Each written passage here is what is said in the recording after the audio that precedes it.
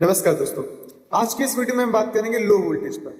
Low voltage से हमारी electrical system पर क्या इम्पैक्ट पड़ता है, हमारी इलेक्ट्रिकल इक्विपमेंट पे क्या इम्पैक्ट पड़ता है और इनसे बचने के उपाय क्या है, सारी डिटेल इस वीडियो में आपको।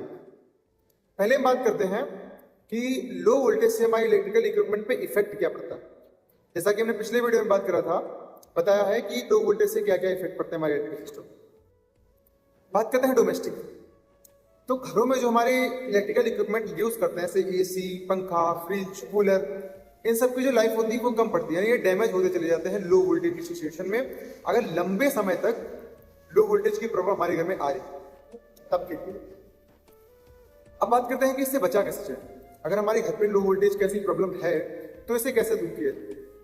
डोमेस्टिक के लिए एक सबसे अच्छा ऑप्शन होता है लो वोल्टेज के केस में स्टेबलाइजर का यूज करना। अपने घर में स्टेबलाइजर का यूज करें, पावर सप्लाई के लिए वोल्टेज को स्टेबल कर दिया करते हैं। सबसे अच्छा ऑप्शन होता है स्टेबलाइजर का यूज करना। बात वहीं अगर हम बात करते हैं इंडस्ट्रियल में, अगर इंडस्ट्रियल में लो वोल्टेज की प्रॉब्लम आ रही है तब हम क्या यूज करें। तब के लिए सर्वो वोल्टेज स्टेबलाइजर आता है। सर्वो वोल्टेज स्टेबलाइजर हम इसका यूज कर सकते हैं। ये ऑल ओवर लाइन के वोल्टेज को जो होता है वो स्टेबल करता है। बड़ी रेटिंग के लिए होता है, इसको हम इंडस्ट्रियल में यूज कर सकते हैं। फिर बात हम करते हैं तीसरा, केबल का साइज। ये सबसे इंपॉर्टेंट बात होती है इलेक्ट्रिकल इक्विपमेंट में। प्रिंसिपल देखिए, उसकी एक रेटिंग होती है, करंट रेटिंग होती है। उस करंट रेटिंग के अकॉर्डिंग ही हम केबल का यूज करें। अगर केबल उससे पतला और बहुत लंबा है तो उसमें वोल्टेज ड्रॉप जो होता है वो बढ़ जाया करता है। तो ये निश्चित करें कि जो हमारी लोड की जो करंट रेटिंग है उसके अकॉर्डिंग ही हम केबल का यूज करें। तो दूसरी सिचुएशन में अगर बात करें तो सबसे इंपॉर्टेंट होता है ऑटोमेटिक वोल्टेज प्रोटेक्शन रिले।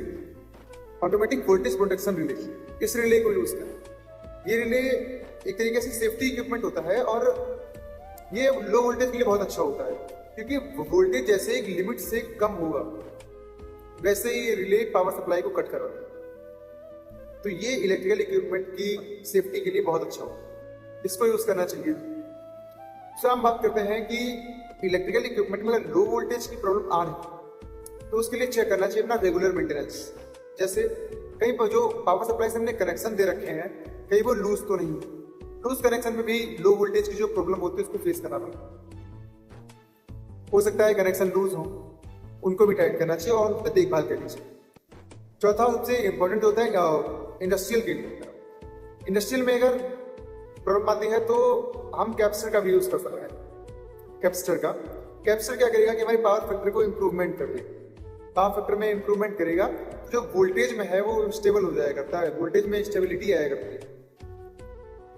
ये तो हो गई सारी प्रॉब्लम अगर हमारे पर्सनल घर में या हमारे निश्चित क्षेत्र इलेक्ट्रिक इंडस्ट्रियल में प्रॉब्लम आ रही है, तब के लिए हम इन तरीकों का यूज कर सकते हैं।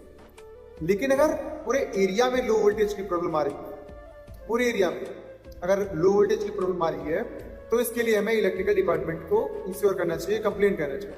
हो सकता है ट्रांसफार्मर में दिक्कत।